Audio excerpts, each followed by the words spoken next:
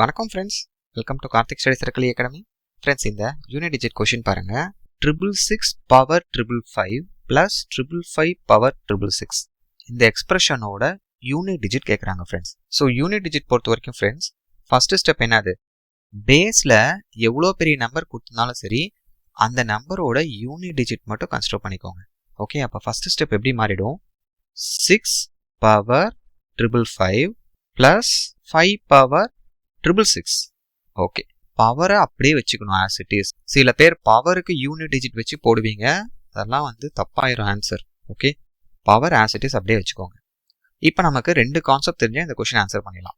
6 power any natural numbers, 6க்கு பவரில் எந்த natural number வந்தாலும் சரி அதோட யூனிட் டிஜிட் நல்லா புரிஞ்சுக்கோங்க, வேல்யூவில் யூனிட் டிஜிட் 6 தான் வரும். ஓகே, அதே தான் 5க்கும். 5க்கு பவரில் எனி நேச்சுரல் நம்பர் வந்தாலுமே அதோட யூனிட் டிஜிட், யூடினா யூனிட் டிஜிட், ஓகே, ஒன்றாம் இலக்கம் என்ன வரும், அதே 5 தான் வரும். இந்த ரெண்டு கான்செப்ட் தெரிஞ்சால் இந்த கொஸ்டின் ஆன்சர் பண்ணிடலாம். அப்போ இந்த கான்செப்டை இந்த கொஸ்டினில் அப்ளை பண்ணுங்க. ஸோ 6 பவர் இந்த 555ங்கிறது ஒரு நேச்சுரல் நம்பர் தானே, அப்போ 6 power any natural number unit digit என்னது, அதே 6 தான் வரும். புரியுதா ஃப்ரெண்ட்ஸ்?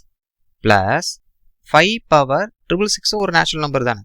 ஓகே, அப்போ 5 power any natural number unit digit என்ன வரும், அதே 5 தான் வரும். இப்போ 6 + 5 11, 11ஓட யூனிட் டிஜிட் என்னது, ஒன்றாம் இலக்கம், லாஸ்ட் டிஜிட் எப்படினாலும் சொல்லலாம், 1 தான். இப்போ இந்த கொஸ்டினுக்கு ஆப்ஷன் ஏ 1 தான் கரெக்ட் ஆன்சர். கிளியரா இருக்கா ஃப்ரெண்ட்ஸ்? தேங்க்யூ.